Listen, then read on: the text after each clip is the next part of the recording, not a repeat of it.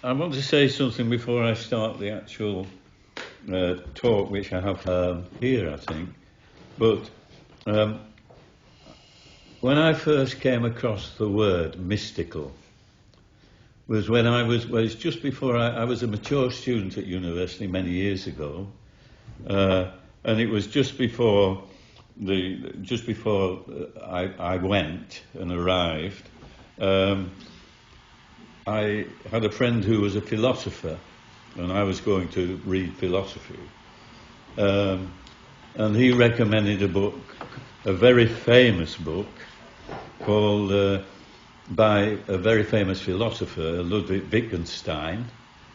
And the book, Wittgenstein's book, was called the Tractatus Logico-Philosophicus, which means Treatise on Logic and Philosophy.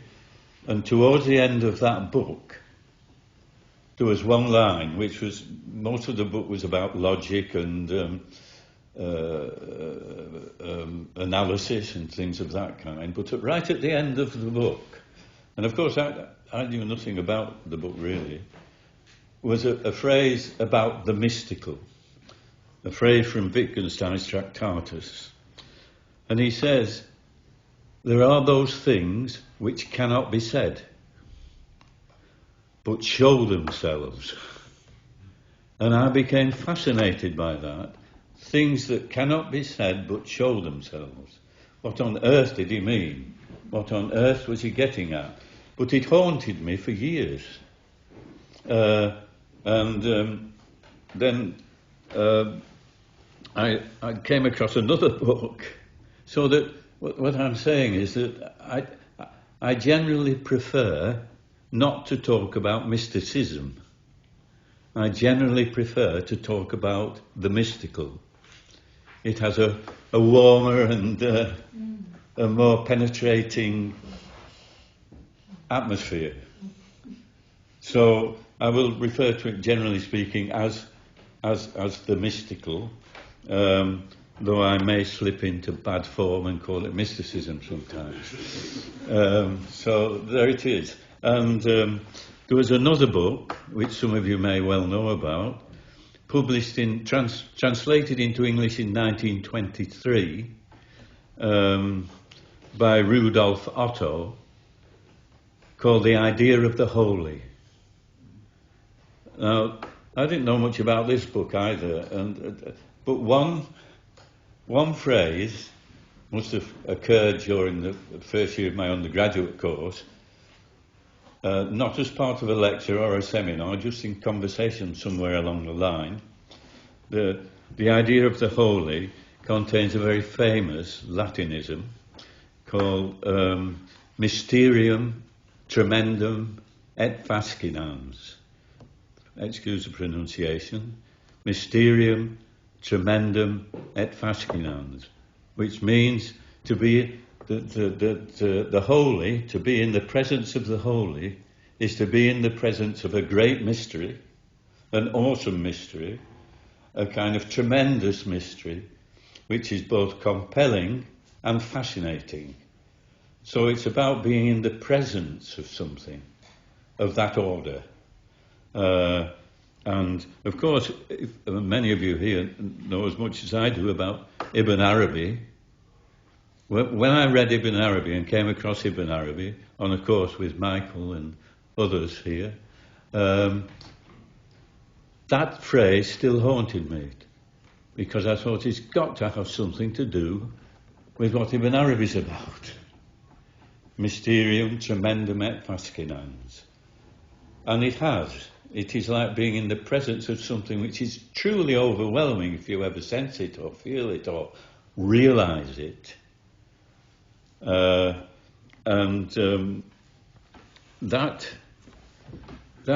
sense, I would add something, even after all these years, before having read Ibn Arabi. And I would say that this sense of things, this sense of the mystical, is about beauty and the movement of beauty. Now, this doesn't come into the way it's expressed in the idea of the holy, but it's still, that beauty is awesome, that beauty is tremendous. That beauty is awe-inspiring, compelling, fascinating. So I can see a connection. I can feel a connection. The only other thing I want to say before I begin, my preference for the mystical, my notion that it is really and essentially about beauty. And I once was asked to pick up a professor from the university, a professor from Edinburgh, who had travelled from Indonesia and was well versed in Arabic, and he was a professor, and he'd read in the original Arabic the Fusus al-Hikam of Ibn Arabi, the wisdom of the prophets. So he was really well versed, and he'd never left Indonesia, and professors over there at the time anyway don't get paid much, and somebody had sponsored him to come over, and I met him at Edinburgh Airport and took him to Chisholm House, and after that we became friends. He's still in contact with me after 20, 30 years. But at the end of that course, like most of the courses, there is a kind of plenary session where they gather like we're gathered, and people are asked if they have anything they want to bring up and how the course has been, and all the usual kinds of questions you would expect, because they're intensive, fully residential courses for 6 months. I have this on good authority because I wasn't there for this part of the course. The end of it, I used to do 3 months at the beginning, and then on another course do 3 months at the end. And I wasn't at the end of his course. But he asked a question. He said, and I have this on good authority, he said, well, what am I going to tell them when I go back? What am I going to say to them? Because they've done all kinds of things. There's been meditation, there's been study, there's been religious practices, and work. And the reply was, and it's very relevant to what we're going to say today, or I'm going to say, the reply was, don't tell them about what you've done, this, that and the other. Tell them what you've realised. And that is really what I want to talk about today. What have we realised? And what did Ibn Arabi... So it's a process of being in the presence of something tremendous, which can be realised in us. That's my understanding, in a very simple way, but not so simple, of the mystical. And I just wanted to say that before I begin, though I have actually begun.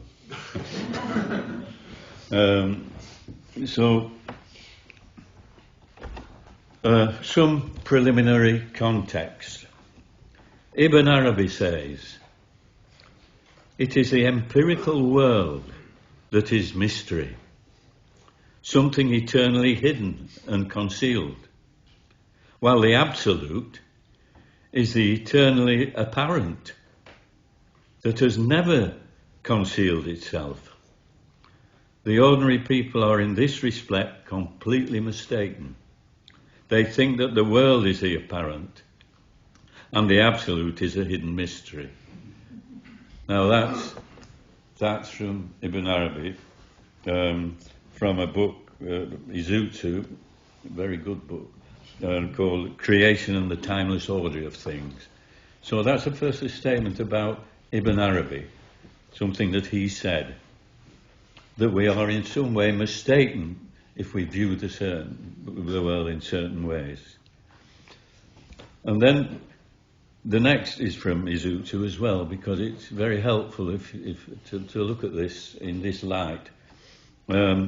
He says, as we shall see presently, that's Zarathustra saying that, God is phenomenal, that is, self-manifesting form, assumed by something more primordial, the absolute being.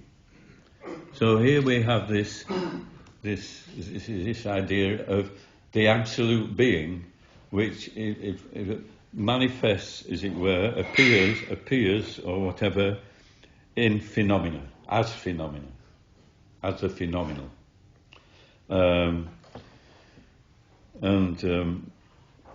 That's something we need to bear in mind. They become more apparent as we go on, some of these things, apparently. And then we've got the Richard Schack book, perhaps one of the best books on Nietzsche. He was a philosopher. Richard is still around. I'll be mentioning him again. And this is putting Nietzsche in a kind of what Nietzsche's getting at. And if life on this earth, no longer admitting of interpretation in terms of metaphysical schemes and religious beliefs, is to be accorded any meaning at all, then if one grants him, grants Nietzsche, his metaphor of Übermensch. Now, the best translation of Übermensch, and I'm no German scholar, but it's been translated as Superman, and it's totally misleading our country. The proper and best understanding is Overman. Übermensch, Overman, as a way of designating the essence of his notion of higher humanity. So Nietzsche has a notion of higher humanity. As a way of designating the essence of his notion of higher humanity, transcending that higher humanity, transcending all that is merely animal and all too human. This meaning would indeed appear fairly expressed by means of it. It is thus with good reason that he has Zarathustra proclaimed, "Behold, I teach you the Übermensch. The Übermensch is the meaning of earth. Let your will say, the Übermensch shall be the meaning of the earth." So, I mean, stark difference between Ibn Arabi and Nietzsche. And that's the context I want to examine. How stark is that difference, and what can we learn from it? So that's the general bit. Now let's have a look at Nietzsche. There he is, a kind of formidable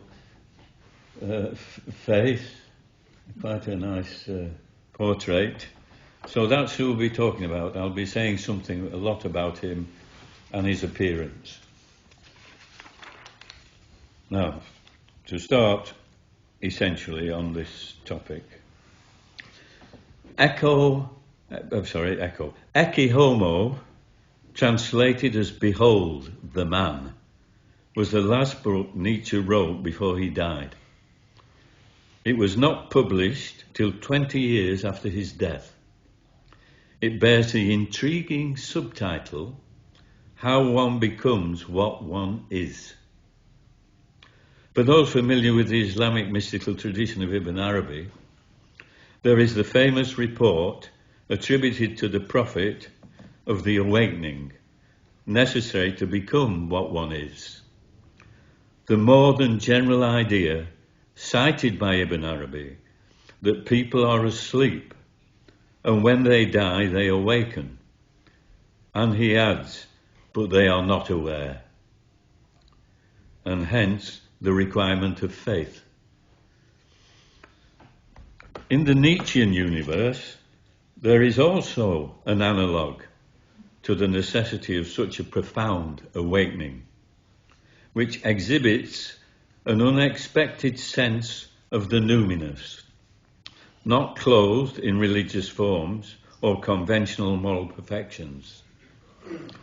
Now, numinous is a word which is associated with the idea of the holy in Rudolf Otto, and it's to do with this presence and realization of the holy.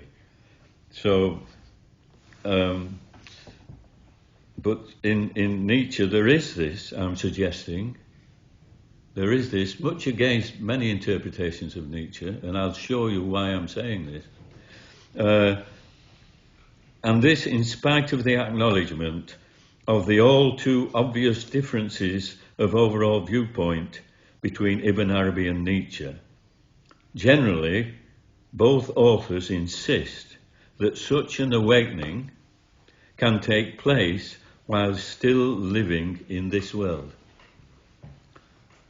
But they differ radically about what the nature of this world is. Nevertheless, both viewpoints affirm that the central role of self-knowledge in such, as it were, alchemical metamorphism. For example, it is Nietzsche's ultimate, and I'll explain some of these terms later as we go on. It is indeed Nietzsche's ultimate Dionysian ground of existence, a favourite phrase of Nietzsche, the Dionysian ground of existence, which transports the artist themselves into works of art,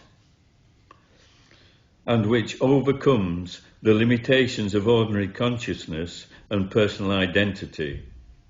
And as Nietzsche puts it, and this is Nietzsche, we are, for a brief moment, primordial being itself.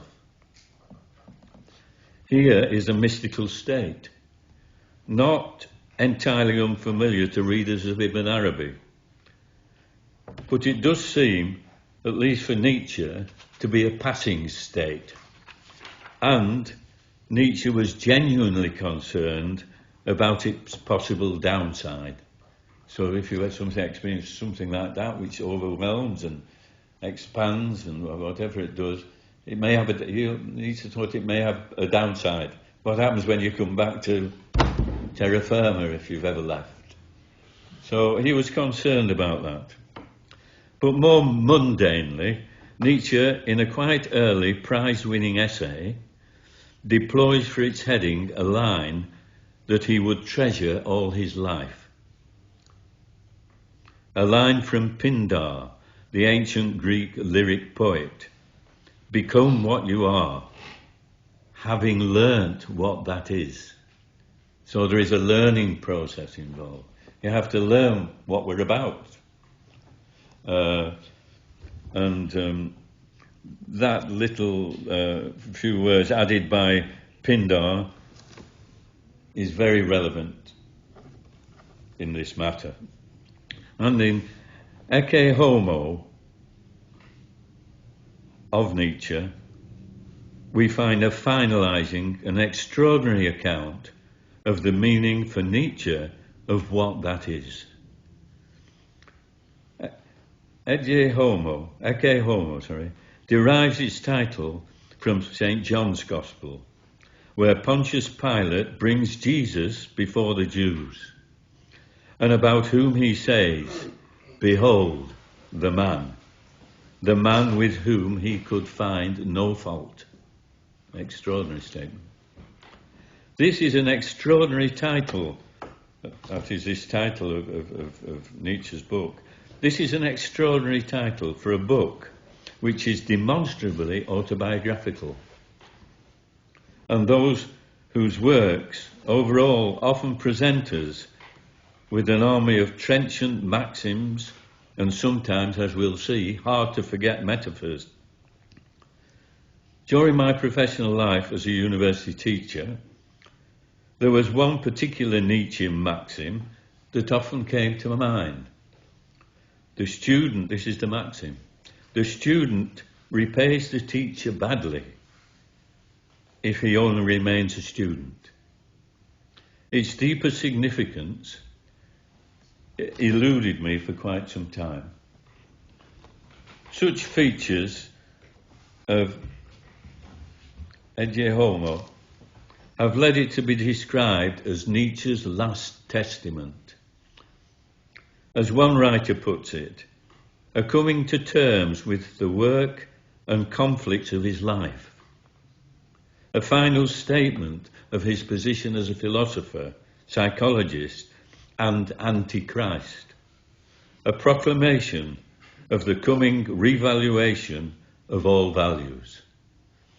So, and that is this small book.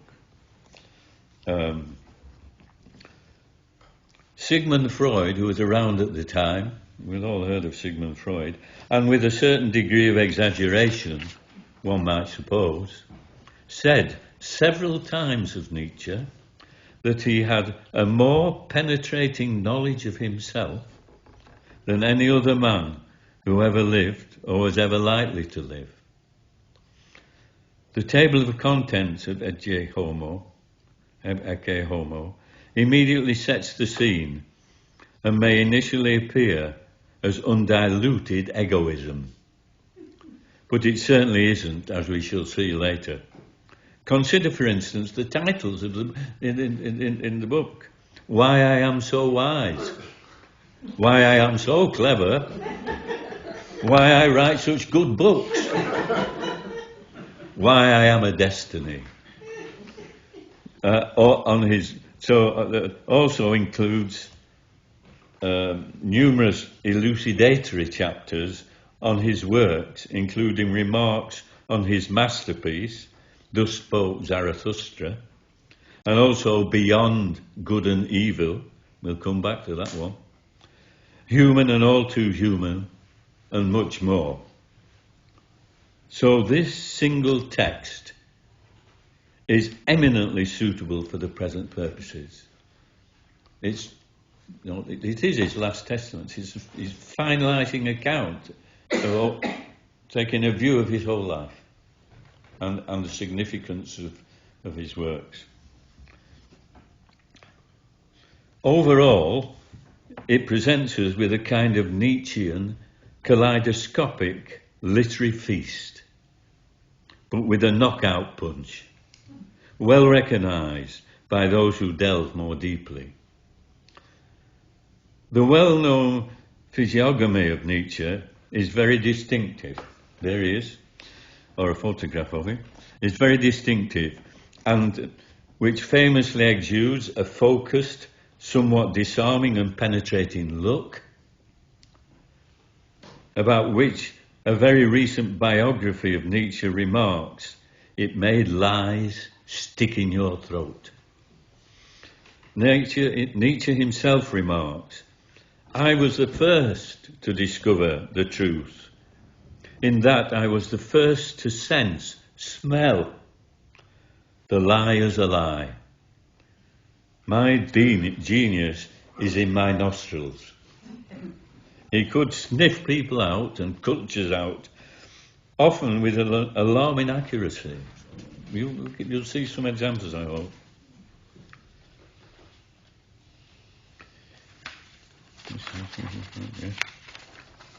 His was a physiognomy with an astonishing forehead, seat of an astonishing brain, and the great ram's horn moustaches.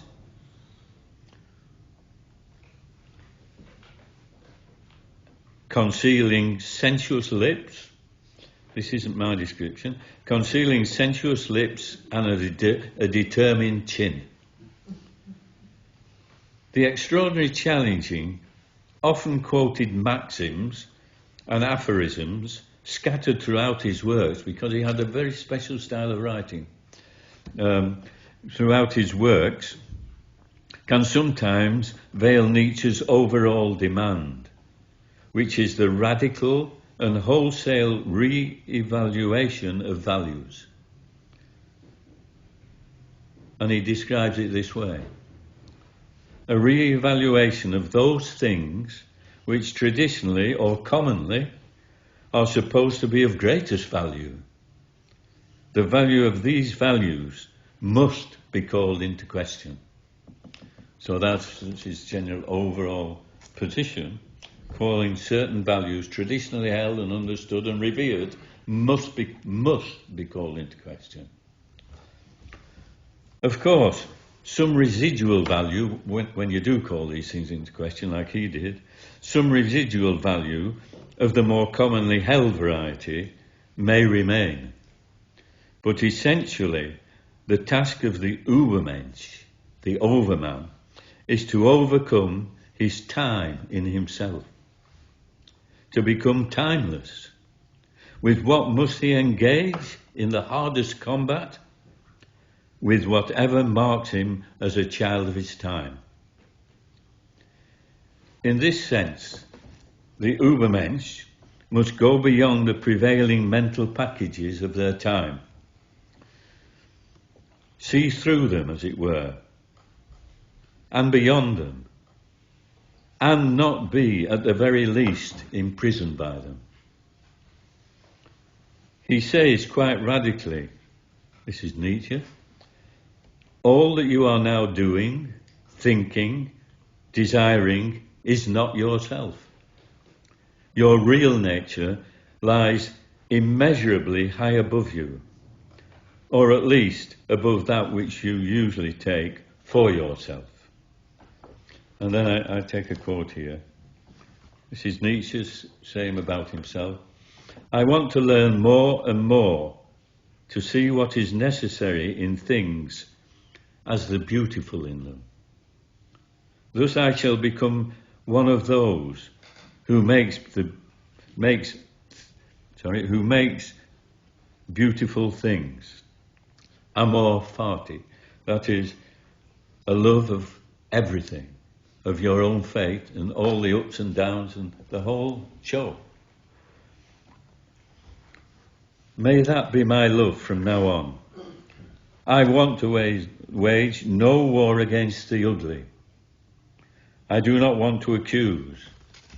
I do not even want to accuse the accusers. May looking away be my only form of negation.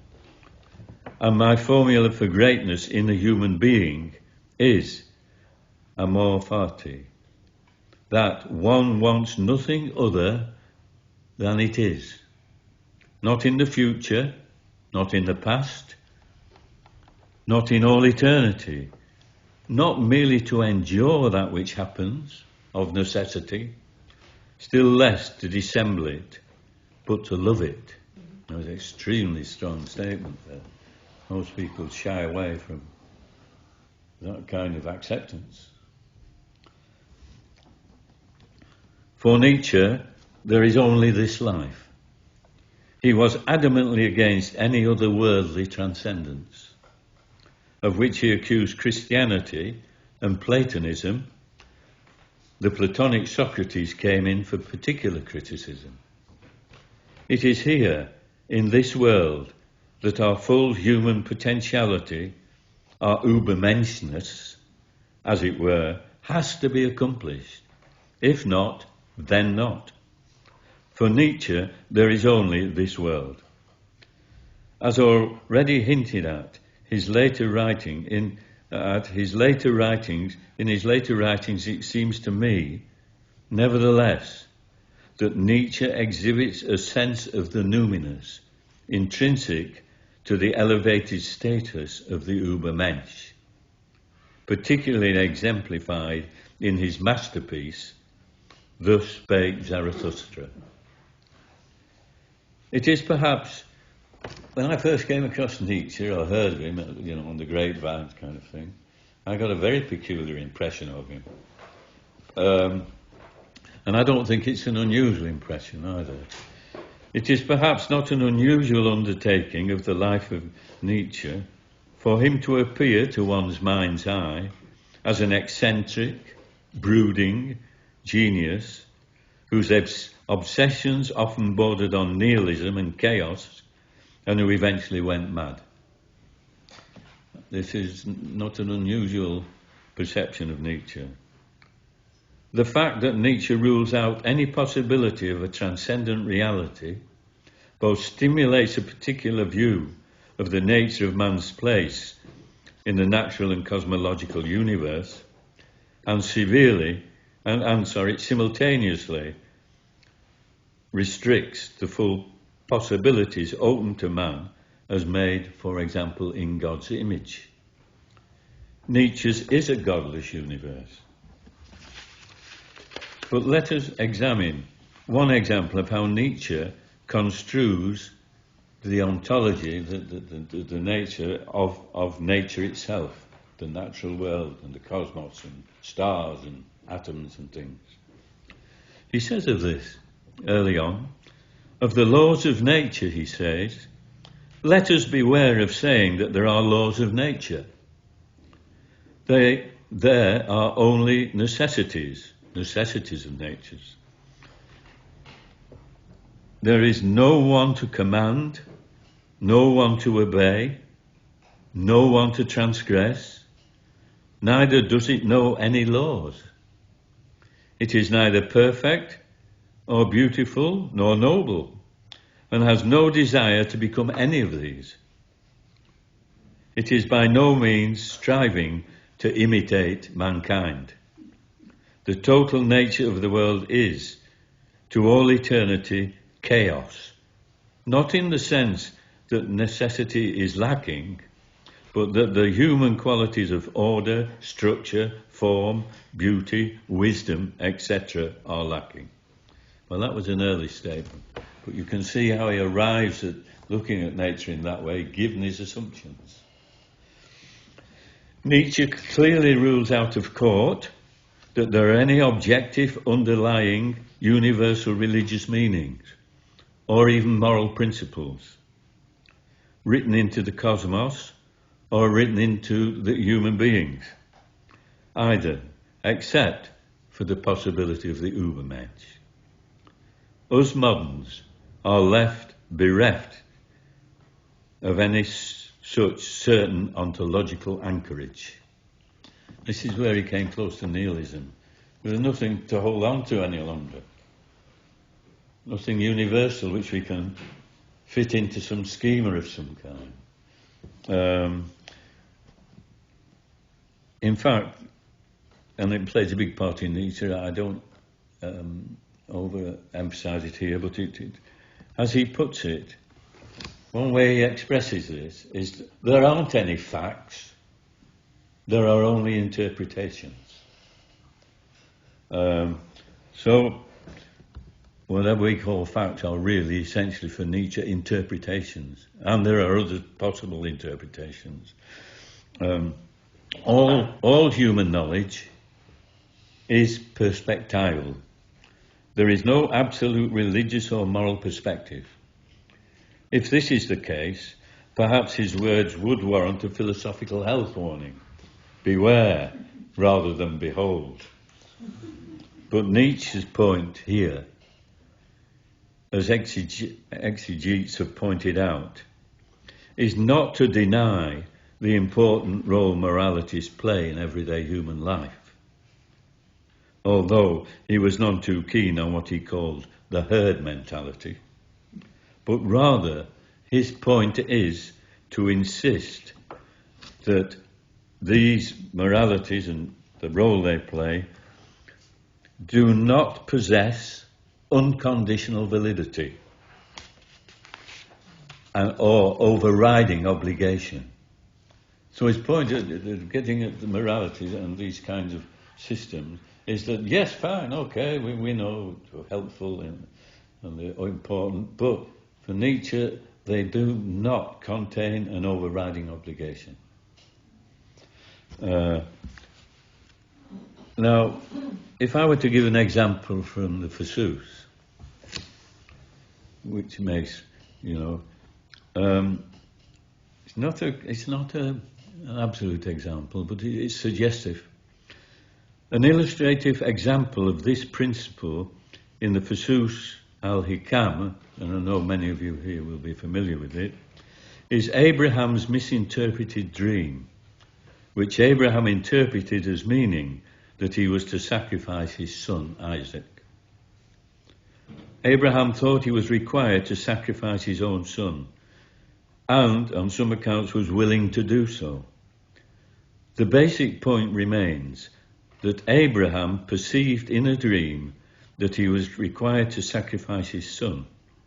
We know, of course, that it turned out differently, and Abraham was not required to sacrifice Isaac, but rather a ram in its place.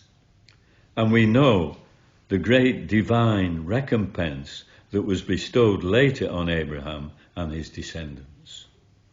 But this whole extraordinary episode illustrates that, and this is the point I think, illustrates in the deeply religious life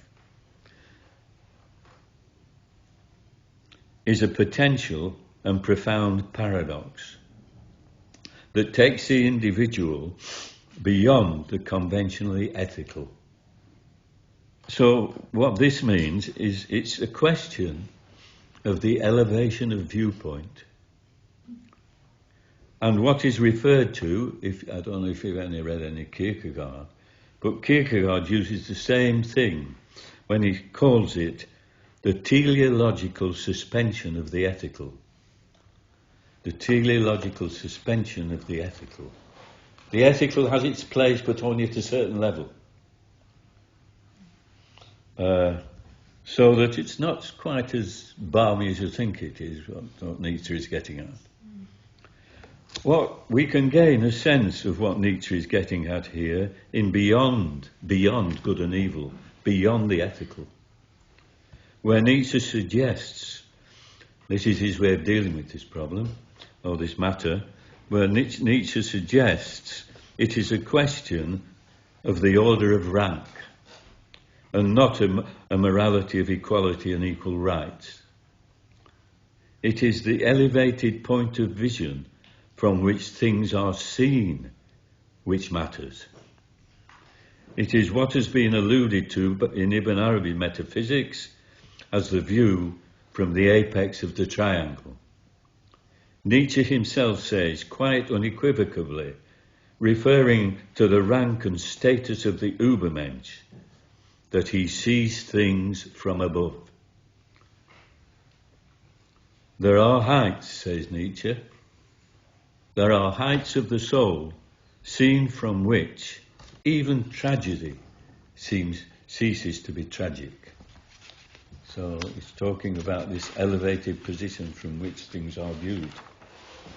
Was it not Rumi who said, you've heard of Rumi, I'm sure, was it not Rumi who said, beyond all right doings and wrongdoings, there is a field.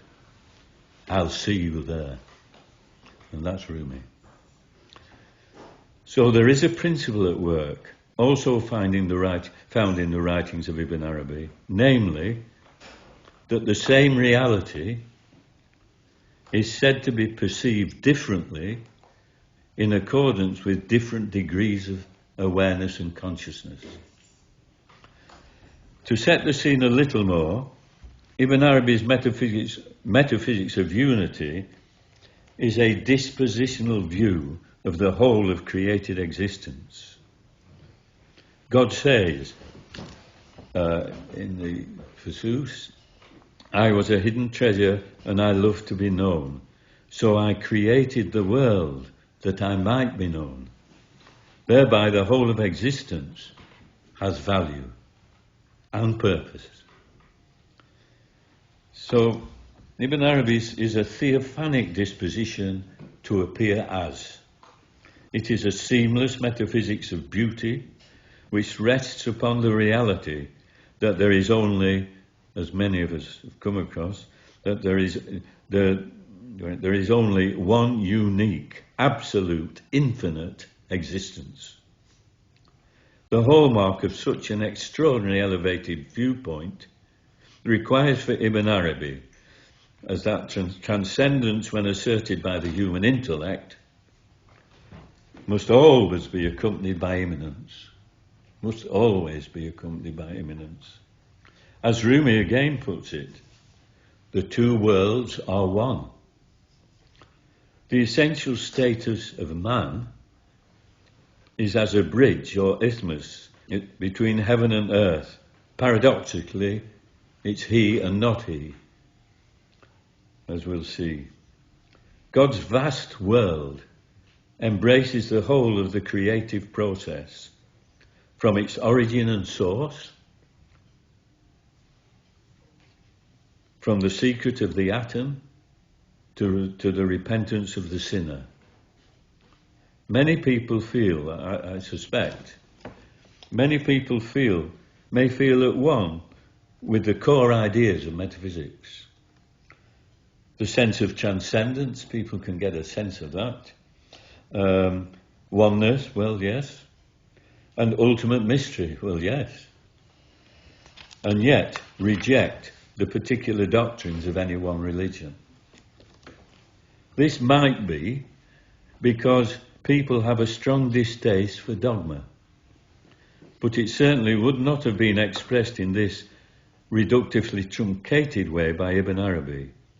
His universalism includes all religions and the reason for their diversity, and is not tied to external or figurative belief, and is not limited to historical religion, or even to the kaleidoscope of personal belief, which we all have. The kaleidoscope of personal belief. Ibn Arabi's metaphysics emphasizes their root embodiment, ground and source, and their fundamental mystery and primordiality. It embraces all reality at whatever level.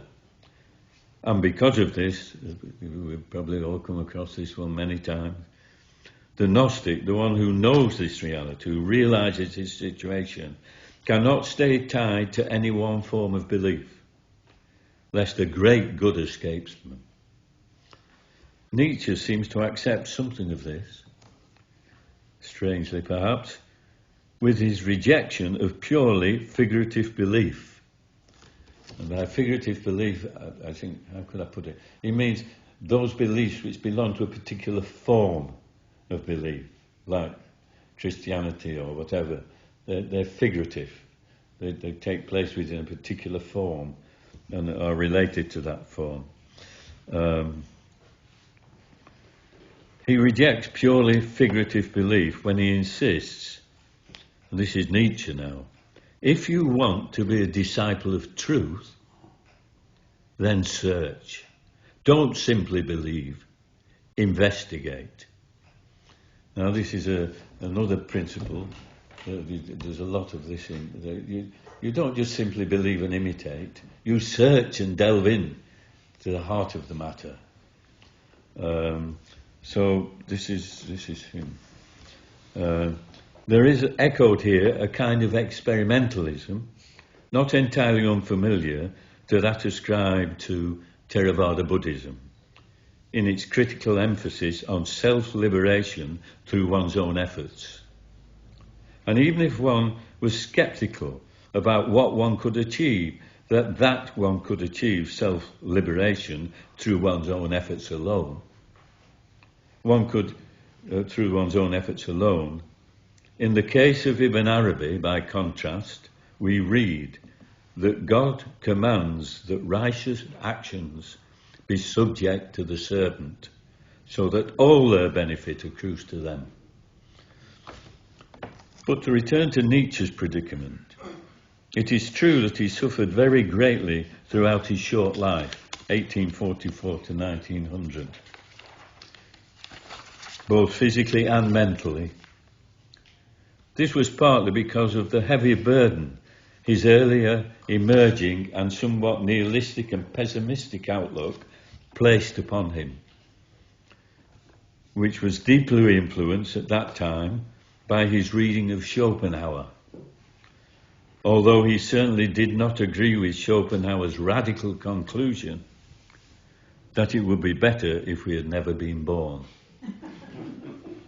When you look around, you sometimes might have some kind of thought about that. I don't know what's going on in the world, but this was, he didn't agree. He didn't go that far. He didn't agree with that. But he was influenced by the general feeling that, what is this that's going on here all over the world? This, plus his profound cultural critique of contemporary Europe, that's Nietzsche's, particularly German culture, and his loss of faith some years after his father's death. His father was a Lutheran preacher.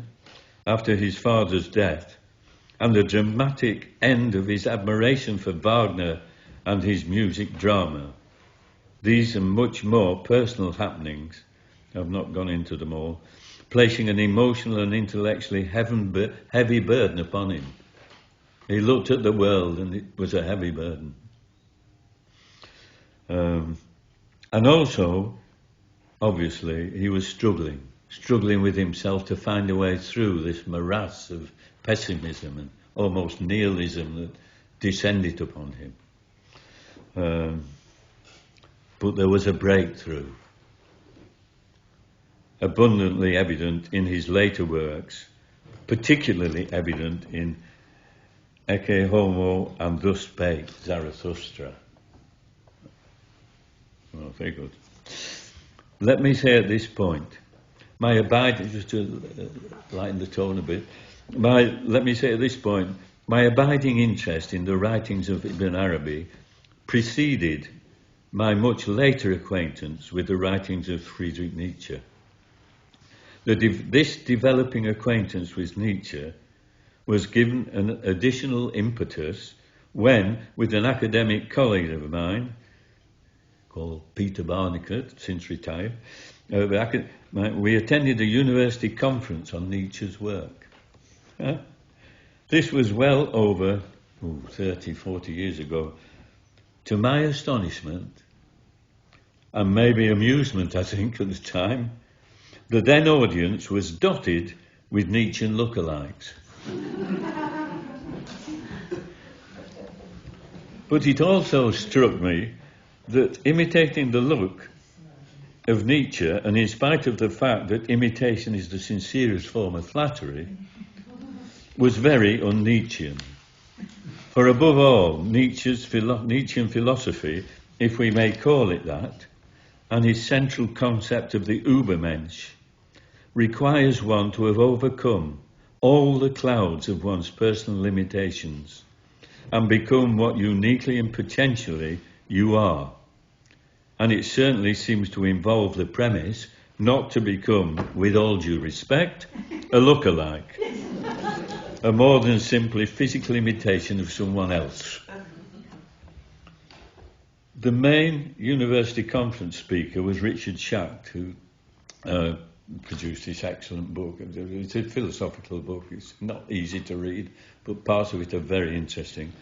The main university conference speaker was Richard Schacht, author of the commendable and commanding study simply entitled Nietzsche, published in 1983 in the Arguments of the Philosopher series. Interestingly, and by contrast, I'm being personal here, during my own undergraduate philosophy, 1967 to 70, and as a mature student, I don't recollect Nietzsche being mentioned at all. Presumably, he was not considered worthy enough to warrant serious philosophical investigation, and perhaps even his writings ought to carry a serious philosophical health warning. And yet, here he is, in the late 20th century, singled out as a named author in one such very philosophically prestigious series. It is true that within the so-called British 20th century revolution in philosophy, we don't need to know anything about it, philosophy, and even sometime quite before, Nietzsche over here had few, if any, avid readers or interested parties. He was not mentioned. He was the elephant in the room kind of thing, not mentioned. This was unlike his extensive impact on time-comparable European literary philosophical culture, especially in France and in Germany. This can be partially explained by notable differences between the philosophical traditions of Britain and Europe. But let us say at the start, to embark upon considerations of the cognitive differences between such philosophical systems would be for Nietzsche a notable, barren and profoundly misleading enterprise. So I simply note it here. My further interest in Nietzsche was stimulated by a brief passing remark by the then consultant to the Bashara Trust, Bulent Ralph, when he said, almost in passing while I was there, but I heard it, I know what they say about Nietzsche, but. Now that but stuck in my mind for years. But. It is that but which over time prompted me to reconsider and reassess my personal thoughts about Nietzsche in the light of the writings of Ibn Arabi, This is one of the marvellous things about Ibn Arabi for us all who become involved. If you look at things through that lens, they start to look, they take on a different shape and meaning. So I couldn't read Nietzsche without looking at it through the eyes of Ibn Arabi. And I've had that experience before when I did a paper on Kierkegaard. The same thing again. I found myself looking at it through at least some aspect of Ibn Arabi. At least some aspect. I therefore make no excuse for a somewhat unusual and hopefully intriguing topic. And as we know, Ibn Arabi's writings and exegetical interpretations are ineluctably Quranic.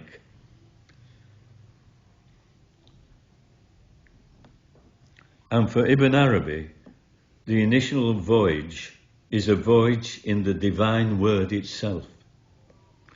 The whole of created reality, the whole of all this and more, becomes theophanic. It is a voyage in which, for Ibn Arabi, in its most approved and authentic form, the voyager, and I quote, the voyager is carried, both physically and spiritually or both, by the real itself. Given that Nietzsche's most widely quoted, most famous assertion is that God is dead, it seems somewhat discordant on the surface to suspect that there could be any real or substantial common ground to be found. In fact, as it has been pointed out, that there are well over 100 references in Nietzsche's collected works to Islam and Islamic culture. And in spite of the fact that he never visited an Islamic culture or even directly cites any Quranic text, when he does show an interest, that is Nietzsche, it is in medieval Islam, in which he deploys what has become known in the literature as a barometer of difference, which cashes out in the relatively sparse literature on this topic as a ready-at-hand store of alternative customs and values to undermine the universalistic claims of both European Christianity and modernity, which would save us from the senile short-sightedness of most Europeans. Nietzsche thought that the European disease consisted primarily of Christianity and alcohol. He wrote a letter to a friend and asked whether or not his old comrade would go with him to Tunisia for 1 or 2 years. I want to live for a while, he said, where their faith is at its most devout. I want to live a while amongst Muslims. This way, my eye and judgment for all things European will be sharpened. Nietzsche did have strong reservations about certain aspects of medieval Islam, but essentially considered it to be a life-affirmative Semitic religion. In an oft-quoted paragraph, Christianity, he says, robbed us of the harvest of the culture of the ancient world. It later went on, he says, to rob us of the harvest of the culture of Islam, the wonderful Moorish cultural world of Spain, more closely related to us at bottom, speaking more directly to our senses and taste than Greece and Rome, because it said yes to life in the rare and exquisite treasures of Moorish life.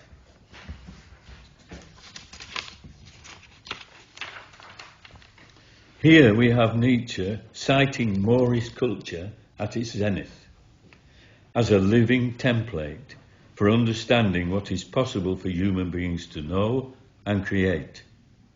A possibility which reaches beyond the confines and limitations of orthodox religion and which resides in the deepest interior recesses of oneself.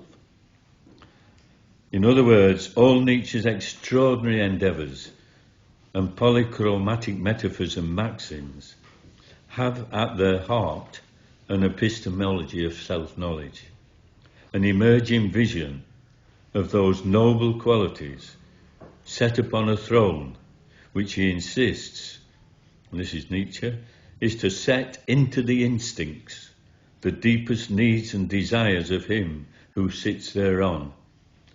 In my mind's eye, he says, a possibility of quite unearthly fascination and splendour. It seems to glitter with a trembling of every refinement of beauty. Nietzsche was deeply attracted by the poetry of the Persian poet Hafiz, 1325 to 1390, particularly by his Dionysian free spirit, and the manner by which he accepted both the pleasures and sufferings of life with grace. An attitude profoundly admired by Nietzsche, to be able to accept the whole show with grace. His strategy was here, however, to enable a radically new kind of knowledge, not so much a better understanding of Islam, but Islam as a means to a better understanding, to a better self-understanding. Nietzsche's attitude to Islam, indeed to most of what he calls the Orient or Morgenland. Morgenland, I found out, means those lands which face the rising sun. Almost always retains this interior epistemological, to use a long word, function. Essentially suggested it is an epistemology of self-knowledge.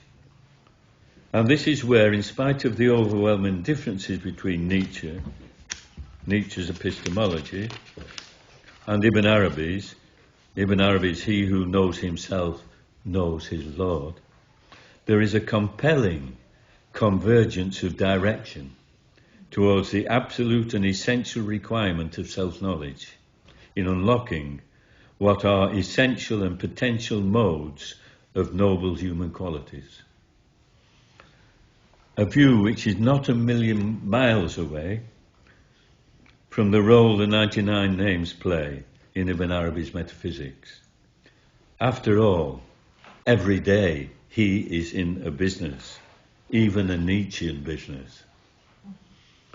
Now let us turn once again to the central use of self-knowledge, about which Nietzsche has some very interesting insights, particularly documented in Ecce Homo.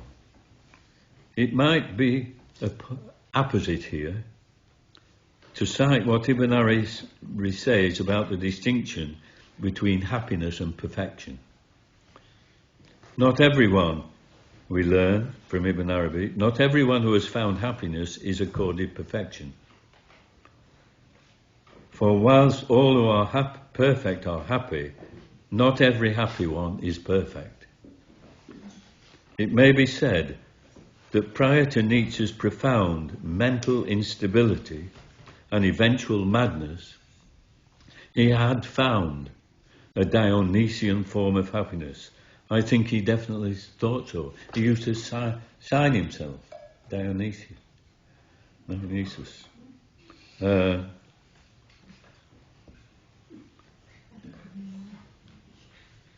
But as Ibn Arabi notes, not every happy one is perfect. In Ibn Arabi's sense, encapsulated in the more than idea of perfect man, Insani Kamil, through whom God's love to be known in himself and through himself finds its completest realization, as Afifi expresses the matter. For Ibn Arabi, the unity of all existence has its pre-existing, always existing, ontological ground in the primordial beauty and exalted perfection of ultimate reality, known as the real, al-Haq.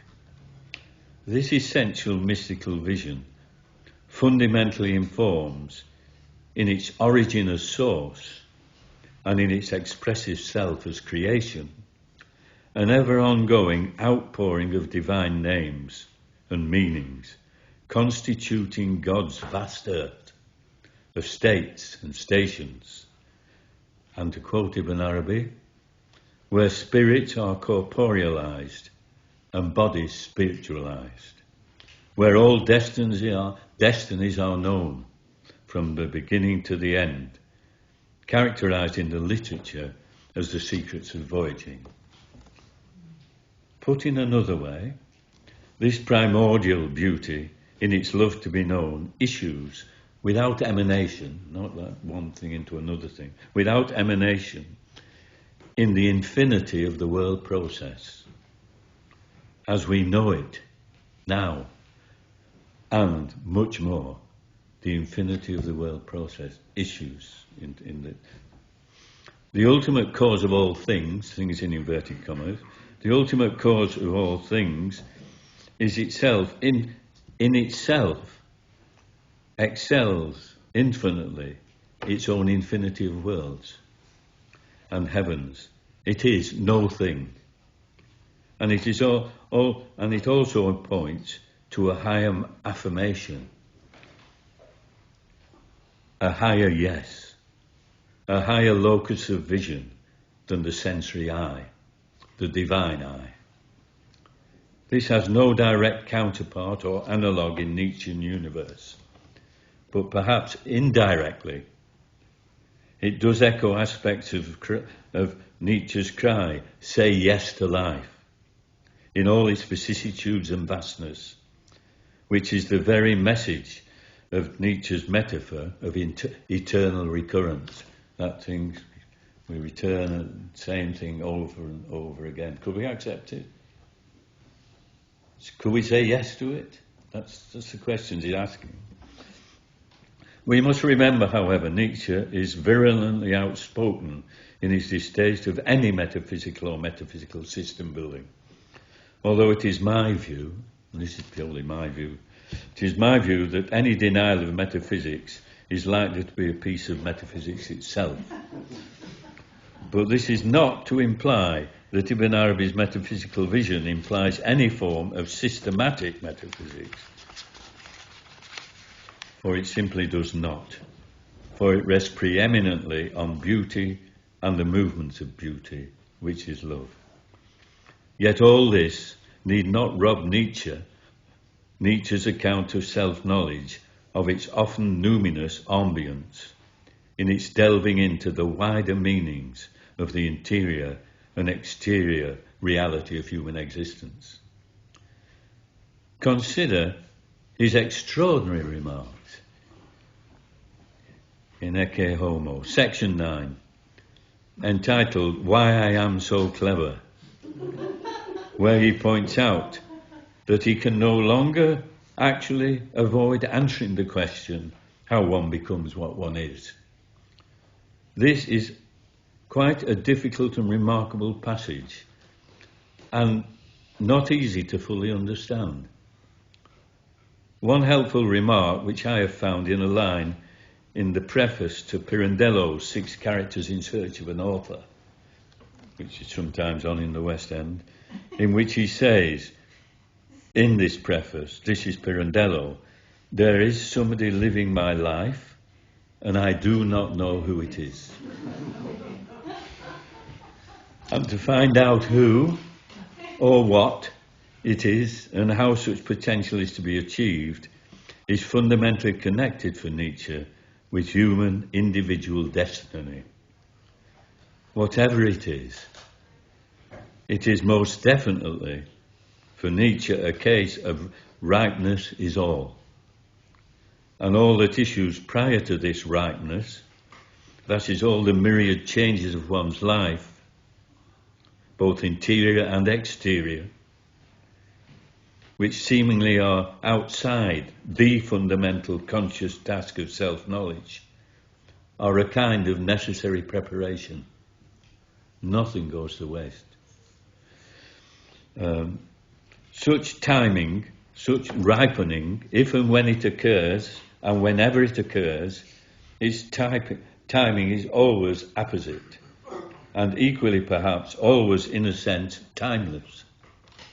For Ibn Arabi, rather than Nietzsche, this ripening is inevitably an awakening to the universal logic of God's love and beauty. As one writes, it puts it, this is William James actually, a quote from William James.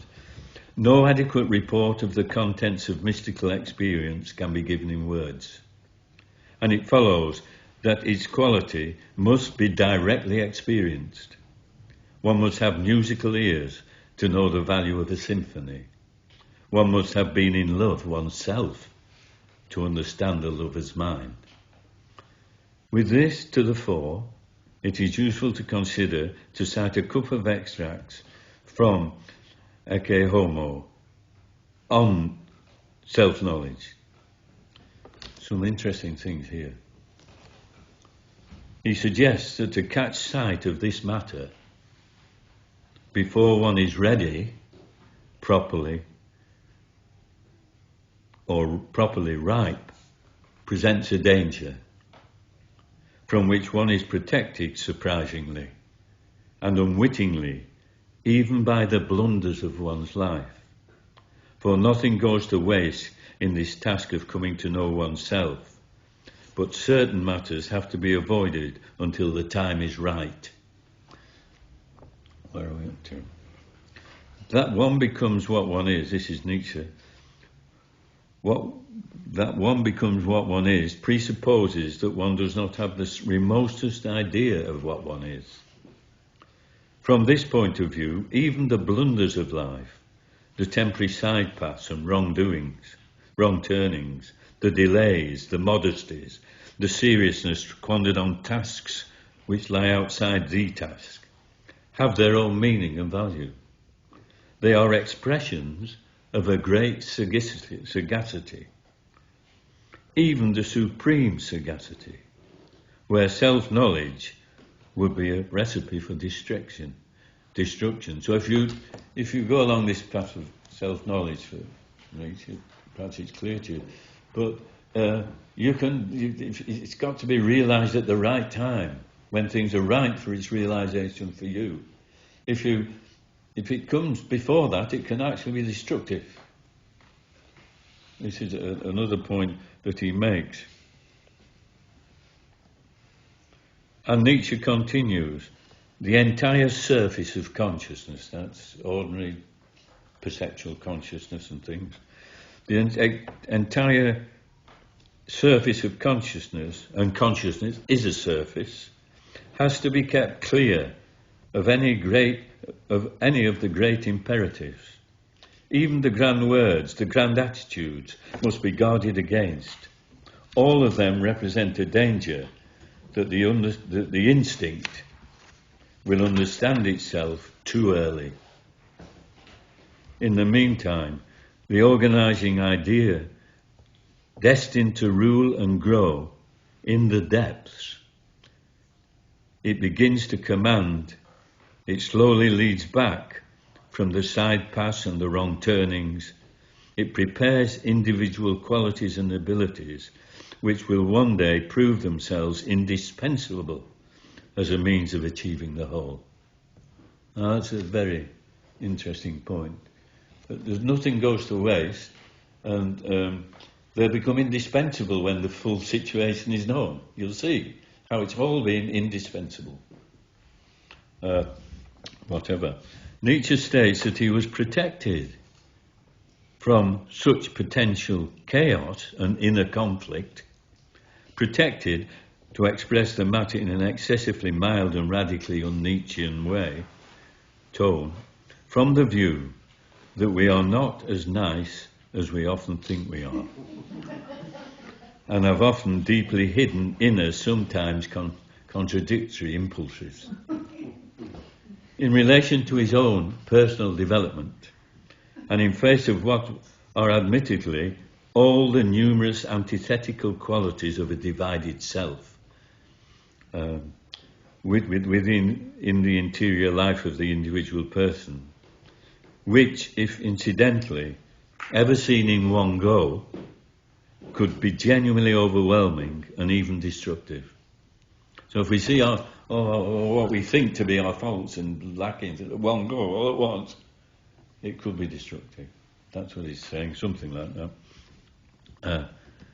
But, and this is interesting in Nietzsche, there is a protective order, a ranking order among capacities, all these different capacities we have, some which may conflict and all that. A tremendous multiplicity which is nonetheless the opposite of chaos. So there are all these conflicts and things, but it's not chaos. There's some kind of protective order about it. This has remarkable echoes for me with the role of the divine names in Ibn Arabi, perhaps for another talk. But this order constitutes for Nietzsche a higher protection, which is going on like a protracted, this is his phrase, like a protracted secret labour in us all. He goes on to tell us, is this up there? No, it's all right. The magnitude of its higher protection, he's talking about his own life, the magnitude of its higher protection, this protection from this chaos which could result from all these conflicting things, in fact, was shown, in fact, I have at no time had the remotest idea what was growing within me. That is, all my abilities one day leapt forth, suddenly ripe in their final perfection.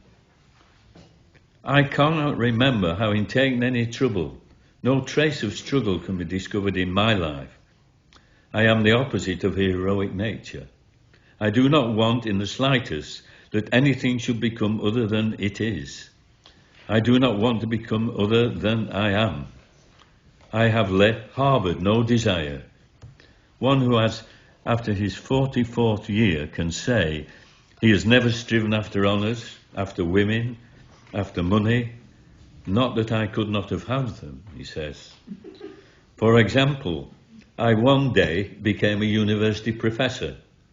I had never had the remotest thought of such a thing, for I was only barely 24 years old. For those of us who are familiar with Ibn Arabi, there may be an echo here of the ayani thabita, which have never smelt the breath of existence in themselves, but nevertheless pattern our individual destiny. But perhaps the most important observation of Nietzsche's episteme of self-knowledge, however briefly outlined, is that it does not require a guru. It is his own life, in all its vicissitudes, his himselfness, his essential reality, which teaches him. His own life is his own teacher. For Nietzsche, his own reality, which teaches him, like a protracted secret labour. There is something seemingly at work, unsuspected, in the depth of his psyche, working towards its development, the truly human, Übermenschness. So in this matter of self-knowledge, even for Nietzsche, we are not left alone.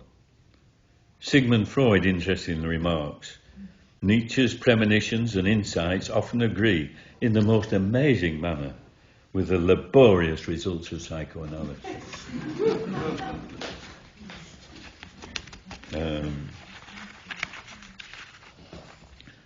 There's been quite a lot to digest so far, but there are other matters I want to deal with. I cannot not deal with them. This is what Nietzsche has to say about the status of Jesus and about the nature of inspiration. As I have said elsewhere for Ibn Arabi, this is Ibn Arabi for the moment, the word imagination, hayal in Arabic, is used in a universal sense, not covered by our normal use in English. What has been described in Ibn Arabi's studies as the metaphysics of imagination fundamentally refers and this is a quote, fundamentally refers to the ongoing divine imaging underlying all creation. Creation is, for Ibn Arabi, essentially theophanic. This requires us to discern the ambiguity of what we normally perceive and to delve into its deeper inner meanings, to begin to read our life and ourselves poetically, as it were, as symbols, metaphors, and embodied meanings to be deciphered. Arabi says that you are imagination, and all, as is all you regard as other than yourself, imagination. The intrinsic ambiguity of the imagination arises because it is a bridge between the spiritual inner world and the corporeal external world, both in inverted commas. Its reality is most certainly not groundless. Ibn Arabi is regarded as the greatest Muslim theoretician of the imagination, and himself tells us, he who does not know the status of imagination has no knowledge whatever. Here's what Nietzsche has to say about inspiration. He begins by describing a distinct conception of what poets of strong ages call inspiration. It is a state in which one would be hardly able to set aside the idea that one is merely a mouthpiece of overwhelming forces, something that shakes and overturns one to the depths. One hears, but one does not speak. One does not ask who gives. A thought flashes upon you like lightning, with necessity, unfalteringly formed. I have never had any choice. An ecstasy sometimes discharges itself in a flood of tears, a depth of happiness in which the most painful and gloomy things appear not as an antithesis, but as conditioned, demanded, and necessary colour within the superfluity of light. Everything is in the highest degree involuntary. The involuntary nature of the image, the metaphor, is the most remarkable thing. One has no idea what an image is.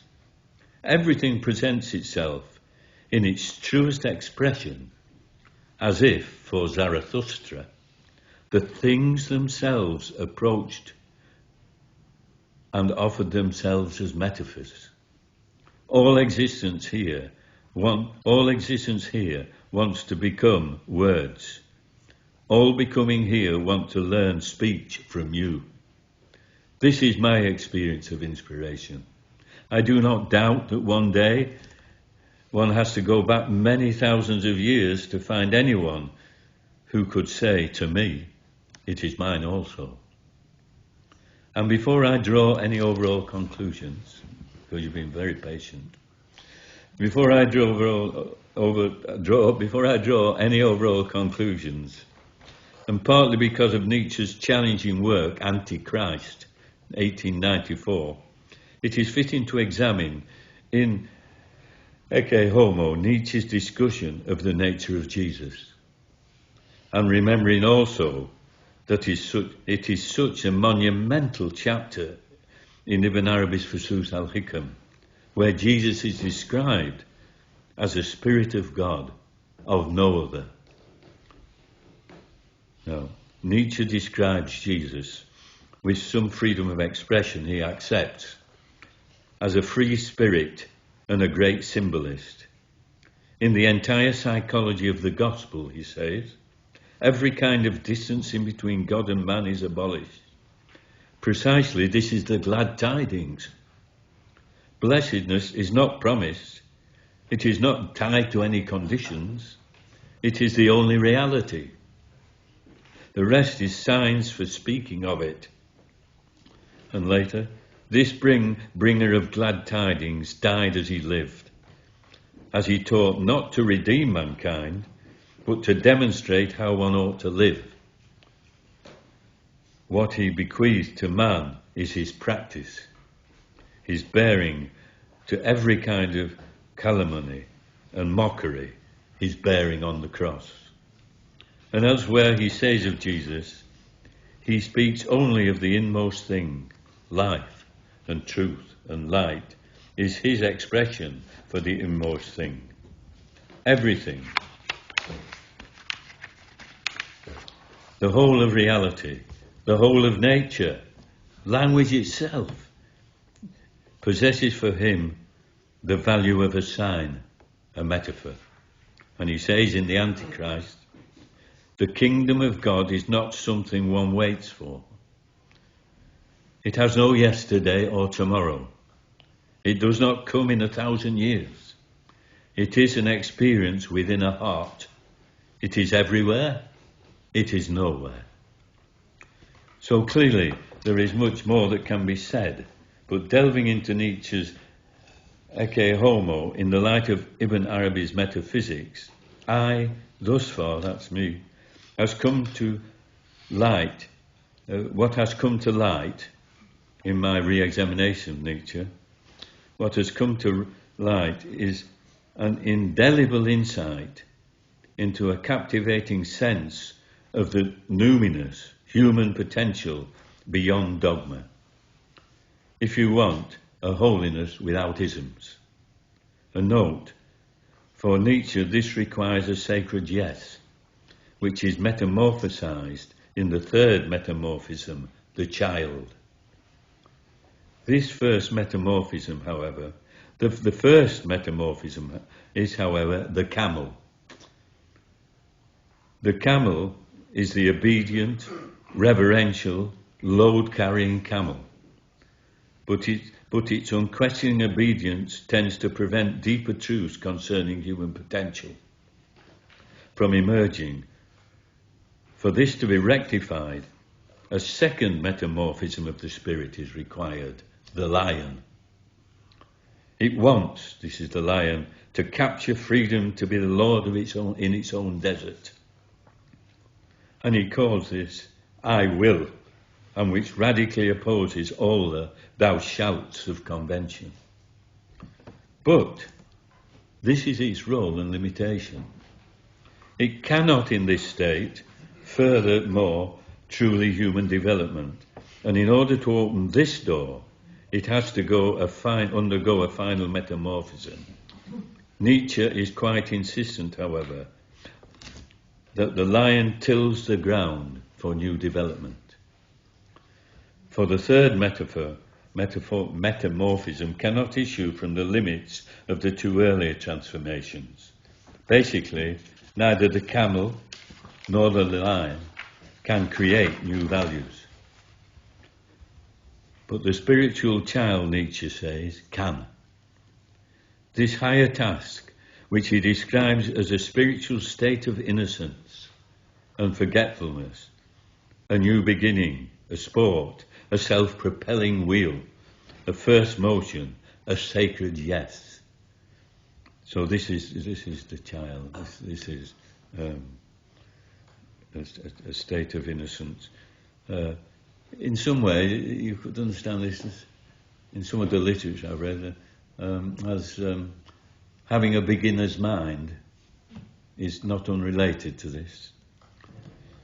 Earlier I cited Nietzsche's reference to the Dionysian ground of existence, which transports the artist themselves into works of art, and which overcomes the limitations of ordinary consciousness and personal identity. As Nietzsche puts it, we are, for a brief moment, primordial being itself. He also adds that the word Dionysian means an urge to unity, reaching out beyond personality to darker, fuller, more floating states. The Dionysian ground of all great art remains its life-enhancing and transformative potential. Essentially, the Dionysian urge to unity is a unity beyond any separation, any plurality, any boundaries, any individuation of any kind. These states appear in man like a force of nature that first calls the whole world of phenomena, into existence. Dionysus was the ancient Greek god of wine, of ecstasy, intoxication, revelry, dance and music, and some of these modes of human consciousness themselves can engender a taste of unity beyond individuality. In this respect, Wagner's music drama particularly cast an indelible, ecstatic spell over Nietzsche himself. It is not surprising that Nietzsche insists that without music, life would be a mistake. The accompaniment to the Dionysian ground of existence is the Apollonian, whose essential principle is individuation, defining things as separate and distinct. If it is, as Nietzsche indicates, the Dionysian ground which calls the whole world of phenomena, that is all that appears, into existence, then the Apollonian principle issues in infinite diversity and individuation of countless forms, and gives the illusion of mere appearance, that every moment makes life, because it's always changing, makes life worth living at all, and prompt the desire to live on in order to experience the next moment. And it is typified by the kind of knowledge which simplifies, distinguishes, makes clear, defines and separates. Its call is unambiguity, clarity, and it issues in the ever-changing infinity of the world process, or as it was once described, the ever-changing furniture of the world. I suggest, in spite of Nietzsche's caveat about metaphysics, that this is very much like a piece of metaphysics about the whole as a whole, without any warrant on my part, and I mean this, without any warrant on my part of disapproval for it being so. But this is not the end of the story, and this is the most difficult part to understand of Nietzsche. There is beyond this dualism of Dionysian and Apollonian, which are both required, there is what he calls the grand style in both art and people, which emerges when the beautiful is victorious over the monstrous. And here, there is no witness.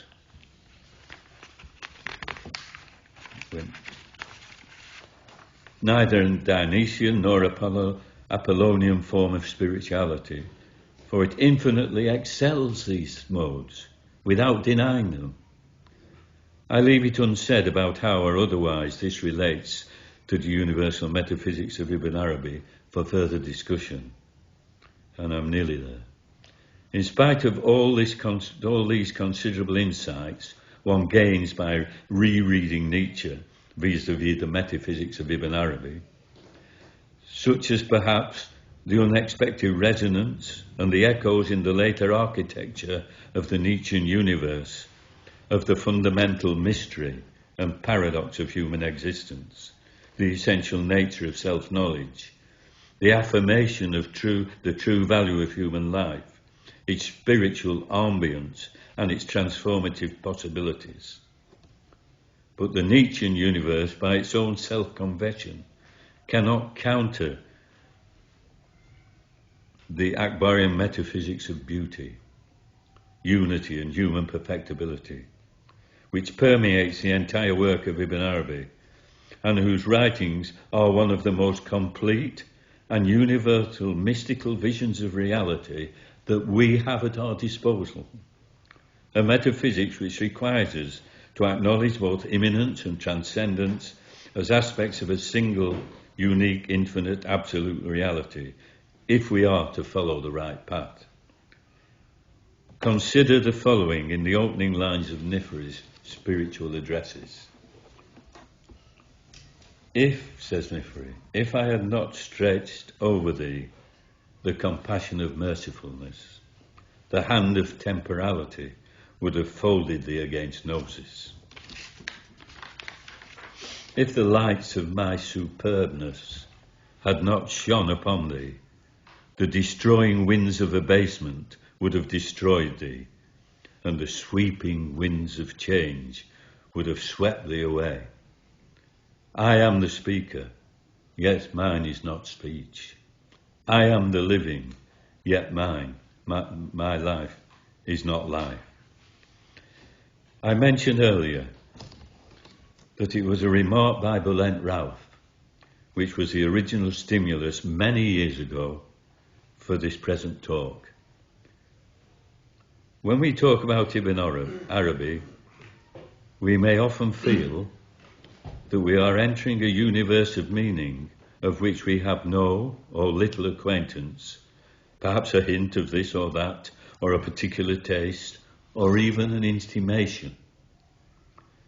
But acquaintance with the real living substance of the matter, which is the very warp and weft of existence for Ibn Arabi, that is a different matter. Even though we may use his vocabulary with some confidence and familiarity, I have no wish to be at all dogmatic about any of this, for it is entirely a personal matter, unique to each.